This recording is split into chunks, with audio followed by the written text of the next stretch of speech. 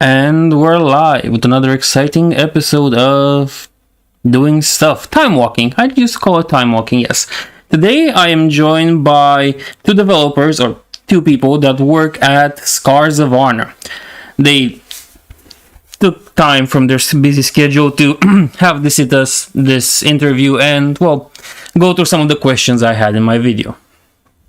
If you would kindly present yourselves. Uh, Thank you for having us. My name is Julian. I'm the community manager for Scars of Honor. Here with me is my colleague.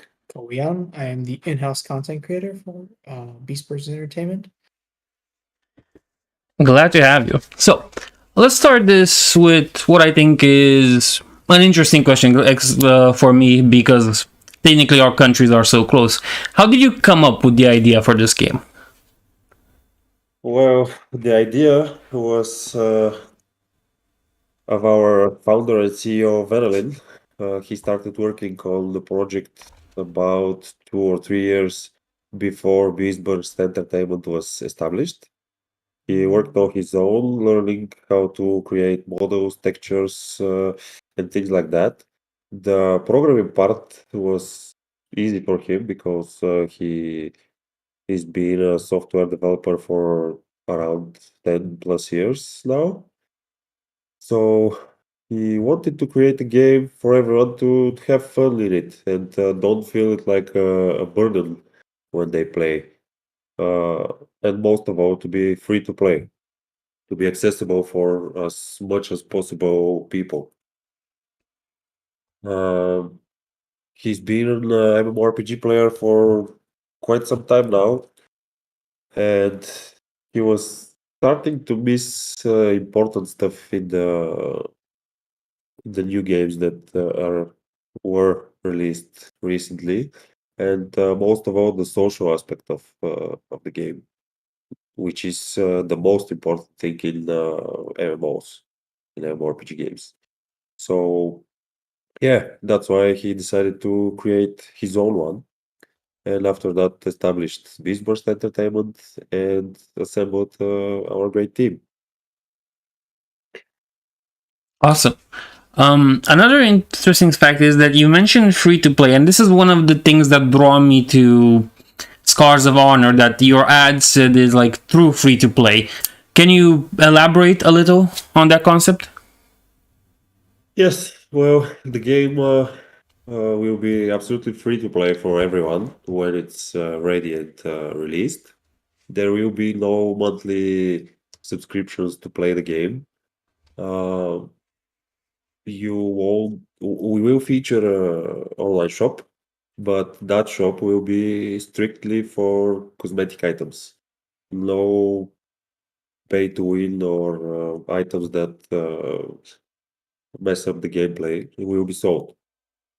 So you will be able to purchase skins for your weapons, armor, for your mounts, stuff like that. No pay to win mechanics will be added. So, like Dota 2 and League of Legends, to give more prominent Yes, League examples. of Legends, Fortnite, there are many examples of that kind of games that sustain themselves by selling only cosmetic items. Okay, that's very good.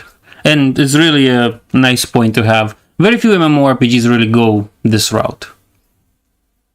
Yes, correct. Many people from the community ask us and suggest to add a monthly subscription, even if it's $5, $10 or something like that. But at this point, we go for free to play. I understand. Let's go a little bit back to the game, and this is one of the things that, well, I think we've discussed this before, Julian. It was the change from Minotaurs to the Grontars. From the Yeah. how did that happen? What made you change it?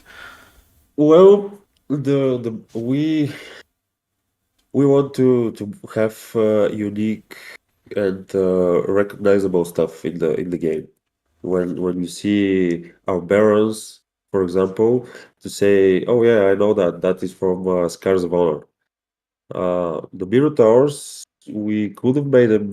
We made them unique and different, but they are still humanoid bovines, if I can say it Hmm. like that. And they are not really unique for this type of games. We have seen representations of that in many games, and that is why we decided to change them for something more unique.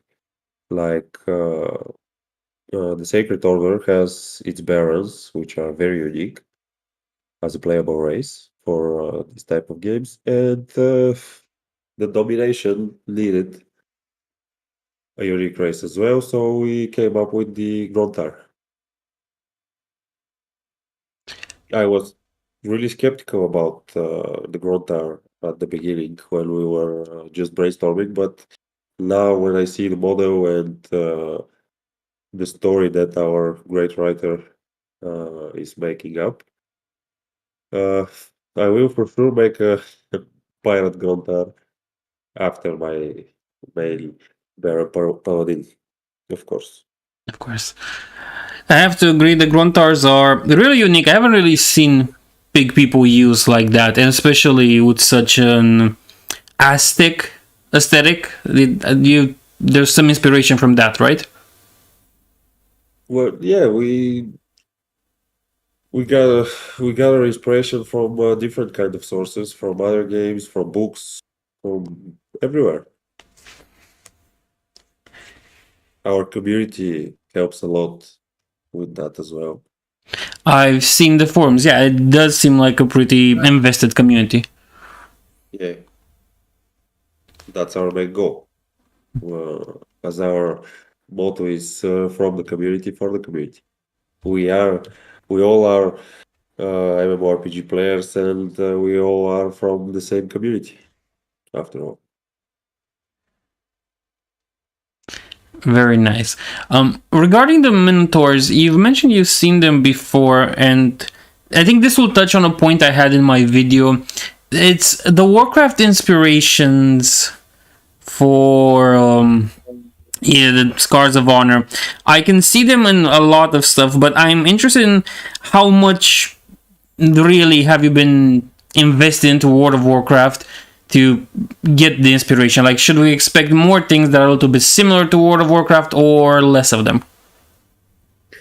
well, first of all, the art style that we go with, the stylized art, is the main thing that resembles World of Warcraft. And not many games are being made in that style because everyone will say, yeah, you're making a WoW copy. Most of the games that are being released now are realistic, with realistic art. But yes, as I mentioned, we are all MMORPG players for quite some time, and yes, of course, all of us have played World of Warcraft and other similar games.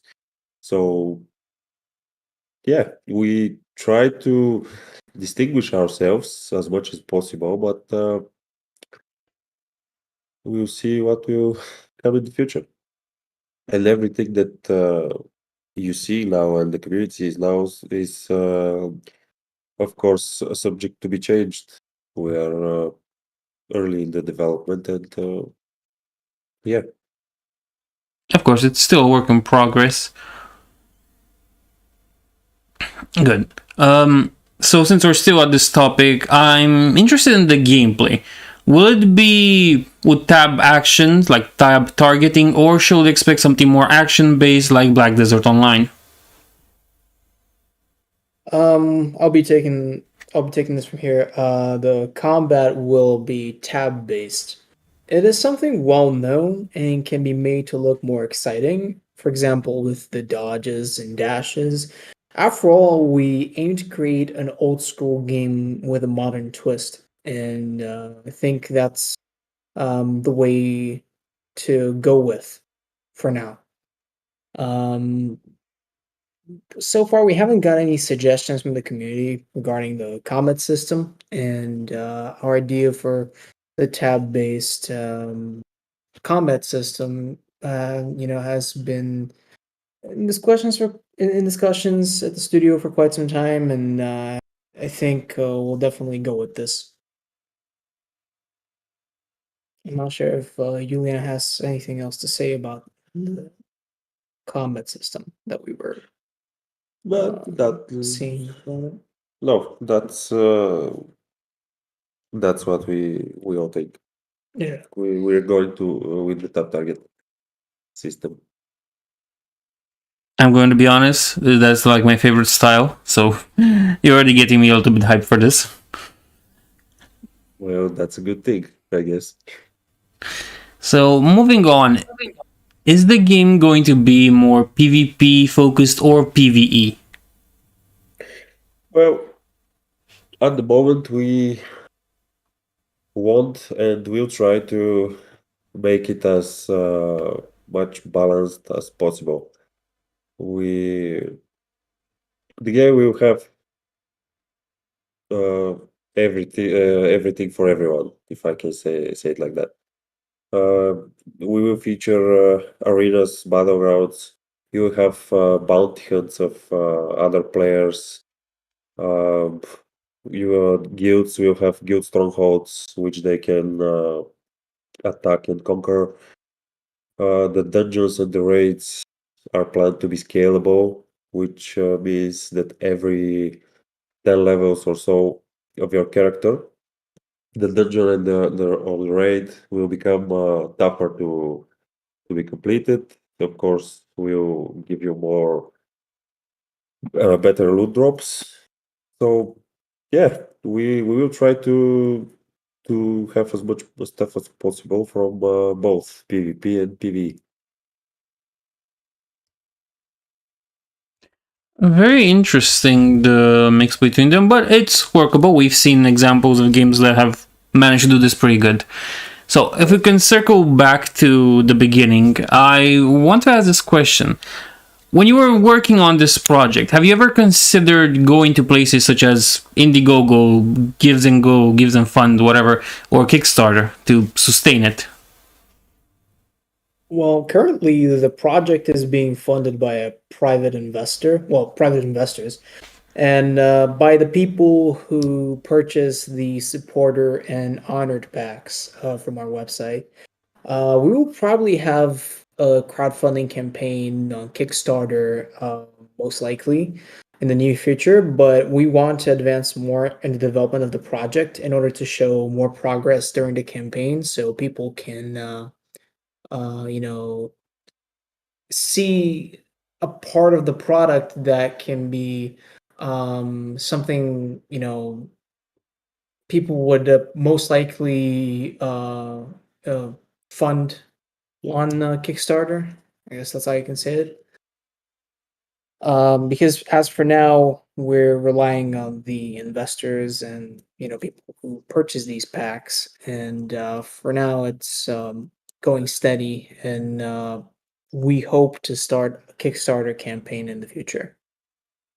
Yeah, we all of the MMORPG players know about those Kickstarter campaigns of other games that Have been dodgy. have been dodgy, yes. And if we start a campaign like that, we want to have as much as possible to show to the people. Show that we're actually real about it, and we're Yeah, not trying to fool anyone. Because with projects like these, even smaller projects on Kickstarter have been more or less considered scams on these platforms, yes. and we're trying to build a reputation to show that we're actually doing something, and we're not trying to fool anyone about it. And believe me, because of those projects, it's really hard to convince people that you're not a scam and you're not trying to rip them off or something like that. But we'll do it. We have a pretty great community. It's growing every day. And yeah, Interesting way into seeing things. I pretty much agree with your strategy. I quite say it's a good one, and I hope you get to that point. Fingers crossed. Yeah. yeah. Okay, now for some more modern questions, if we can say so. Down the road, do you plan to let all the races in the game become every class? Well, we have discussed that with people from the community that were suggesting that. But in my opinion, if we let all races to be all classes, there's a possibility that when you run around you, there will be only barons or only grontars or something like that, and the other races will not be used. And another thing is that, for example, the undead being druid, it's not a very logical thing, or the high elves to be necromancers. Yes, of course, the lore can be. It's high fantasy game, and the lore can be adapted, but some things just sound more logical, I guess. And the races and classes will lose their identity if everyone can be everything, I guess. Yeah, I mean, there needs to be some kind of exclusivity to races in these games so people can, pick wisely, I guess. Yes. So I can say it. Very good. Very good. I agree with you on this as well. Apparently, I think it's important for class fantasy and race fantasy to have these things that are distinctive to you. Yeah, absolutely. On the topic of races, I want to know how important is the faction system gonna be? Should we expect it's gonna be more creating faction loyalty, where it's like something like in World of Warcraft Classic, or should we expect it to be more open, like the possibility of cross faction PvP or raids? Well, as you have seen in the lore, the domination really wants to dominate over the Sacred Order. The Feral Demons need souls to keep their magic going. The Orcs and Grontars want to conquer everything and expand. The Undead will hate the gods of order and light. So yeah, the factions are at war, and you as a player will be their champion and have to fight for his beliefs, I guess. Uh, I must say one of my best memories from these games is are the battles with the other faction at the entrance of a dungeon, or the hunt when you see a lonely player from the other faction, and the adrenaline rush when you're being chased by several enemy players. So yeah, the factions will be important, and you will have to choose wisely. Yeah, regarding this subject, I just thought about this. Um, when you create, you're gonna create your race, your class, whatever.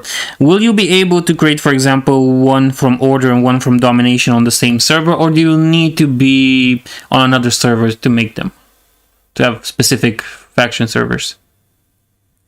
Yeah, I understand. Well, at the moment, you can create uh, from both, but this is a work in progress, and it is subject to change.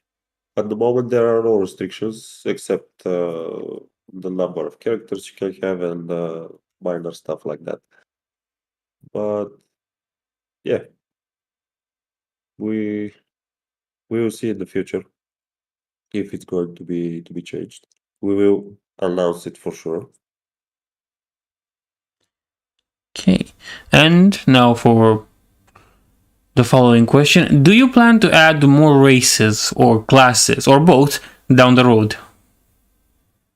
Uh, we have discussed adding more playable races, and most likely we will, but that will happen maybe in an expansion after the game is released. For now, we have 8 playable races and 10 classes, which we think is quite enough for the first version from the start.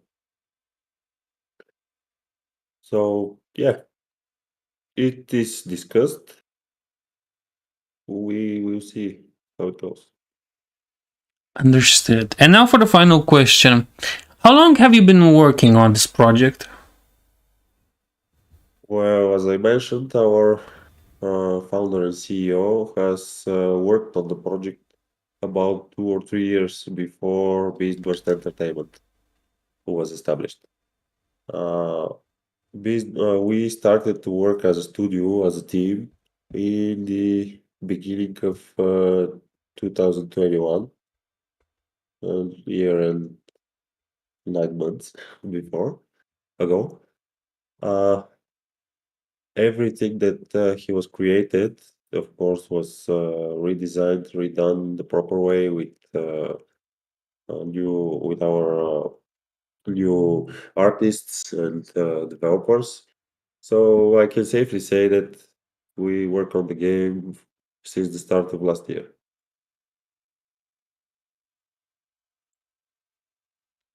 That's very good. Well, these were all my questions. Thank you for coming in and answering some of my concerns, some of my questions. And yeah, I'm glad to have met you guys.